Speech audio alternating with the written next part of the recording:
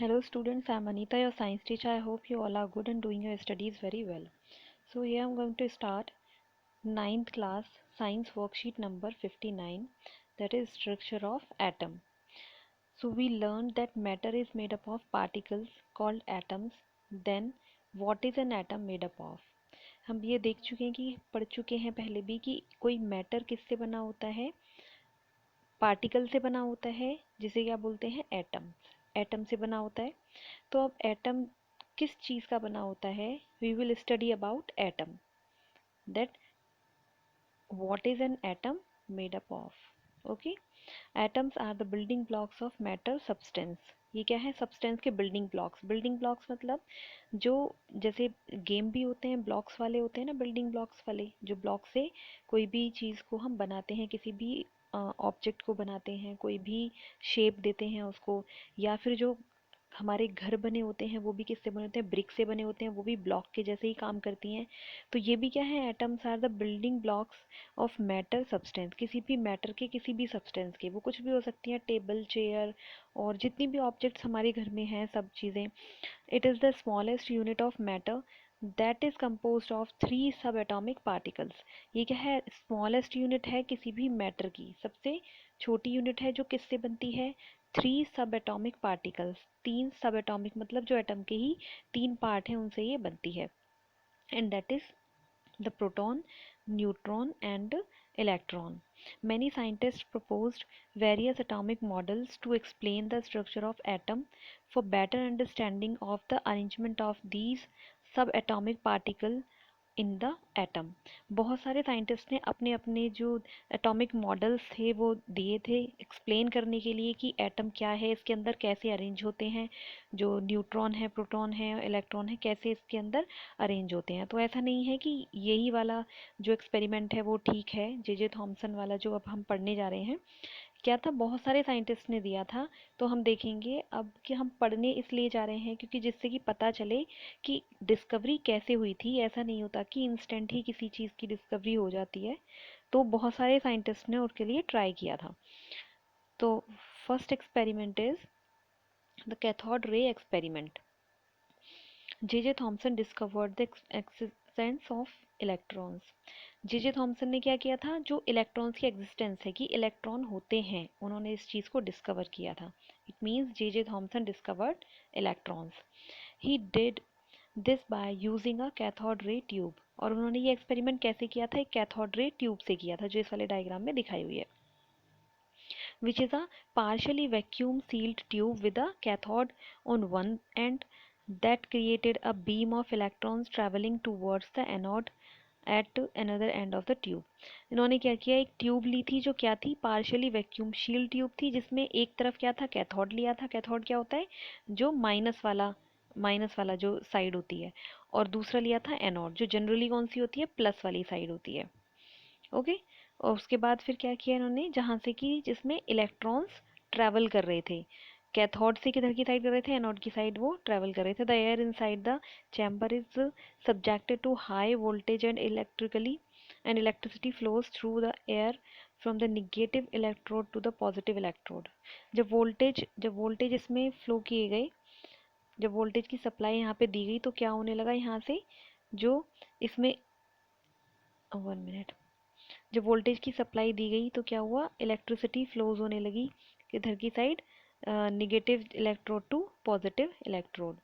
The experiment showed that the atom was not a simple invisible particle and contained at least one subatomic particles, the electron। तो इस वाले experiment से क्या पता चला? क्या दिखाना चाहा था इन्होंने? ये दिखाया कि जो एटम है वो एक सिंपल या इनडिविजिबल नहीं है, कि वो ऐसा नहीं है कि बिल्कुल सिंपल है यूनिट जो बस दिख रहा है ऐसा, या इनडिविजिबल मतलब जो उसको डिवाइड नहीं किया जा सकता, ऐसा भी नहीं है। तो इन्होंने क्या बताया कि उसके अंदर भी पार्टिकल हैं, ये इंडिविजिबल नहीं है, डिविजिबल है, कि उसके अंदर भी और पार्टिकल्स हैं, सब एटॉमिक पार्टिकल्स हैं। वो कौन कौन से हैं? जैसे इन्होंने किसके डिस्कवर किया था? इन्होंने इलेक्ट्रॉन के बारे में बताया था। अभी फिलहाल यहाँ इलेक्ट्रॉन की बात की जा रही है। तो कैरेक्टरिस्टिक्स ऑफ इलेक्ट्रॉन। अब इलेक्ट्रॉन्स की कैरेक्टरिस्टिक्स क्या हैं? That is, electron are negatively charged subatomic particles of an atom. ये क्या है, negatively charged particles हैं एटम के. दे आर वेरी स्मॉल, जो बहुत छोटे होते हैं. नेगेटिवली चार्ज पार्टिकल्स हैं and they are very small. Second point is the mass of an electron is considered to be negligible and its charge is -1. इसका जो इलेक्ट्रॉन का जो कंसिडर किया गया है, चार्ज कितना है इस पे, -1 का चार्ज, जो कि कहता है नेग्लिजिबल है, ना के बराबर ही है. Third point is the symbol for an electron is E-. एक -1 चार्ज होता है इसलिए E, और ऊपर की साइड में एक माइनस का ऐसे साइन लगाते हैं. ये क्या है, इसका सिंबल है.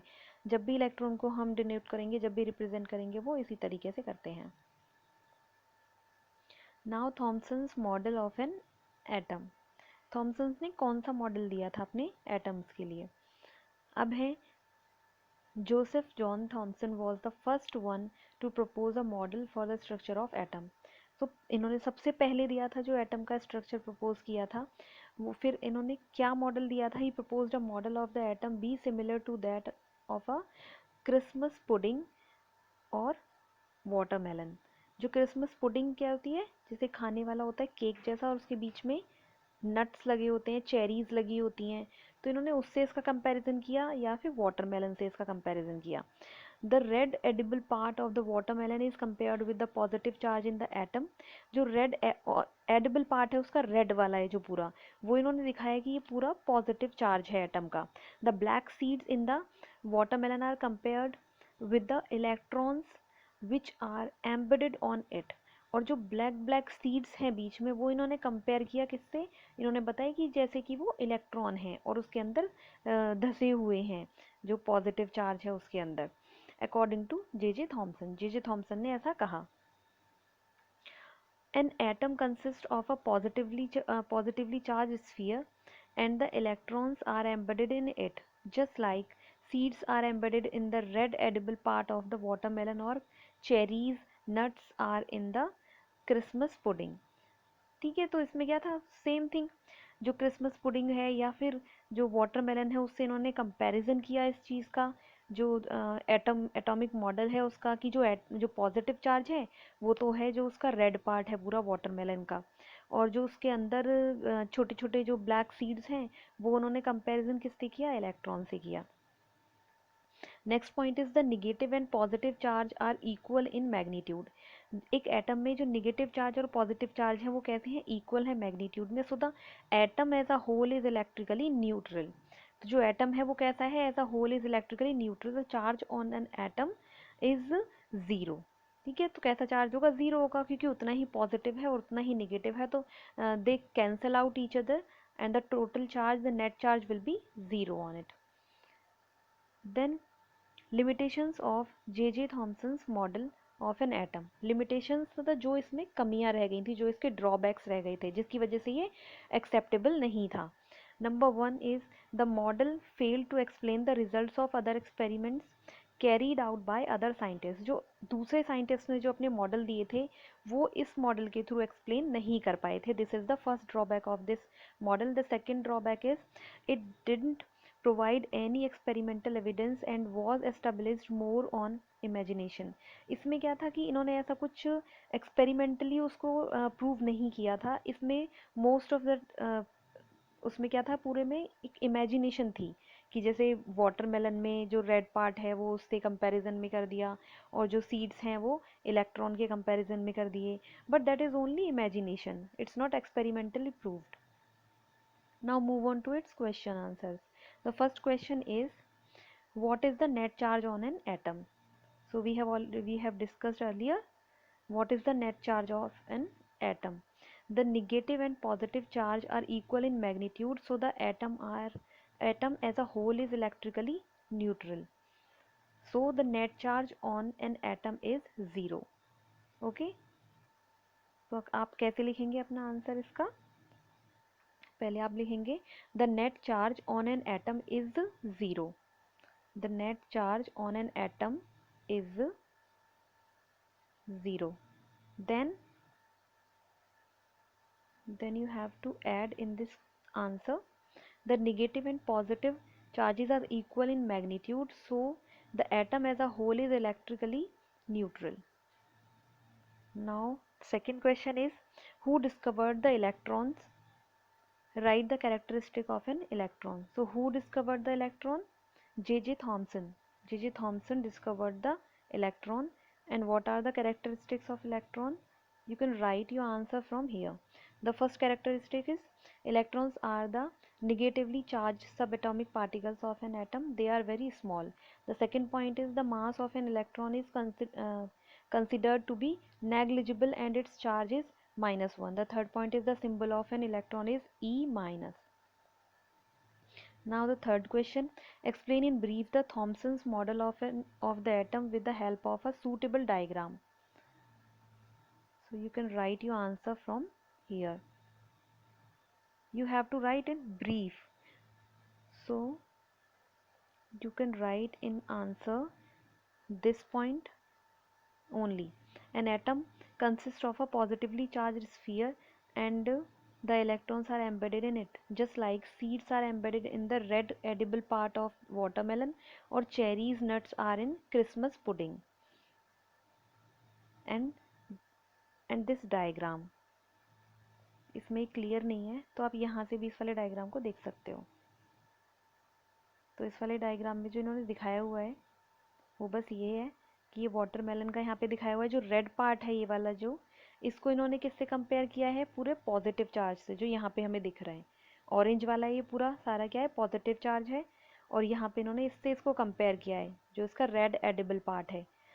और निगेटिव चार्ज है जो ये इलेक्ट्रॉन है, तो इन्होंने इलेक्ट्रॉन को किससे कंपेयर किया है? जो ये सीड्स हैं, ब्लैक सीड से कंपेयर किया है. तो आप इसके आंसर में ये वाला जो डायग्राम है वो ड्रॉ करेंगे. Then suitable diagram and brief. Okay, so this point,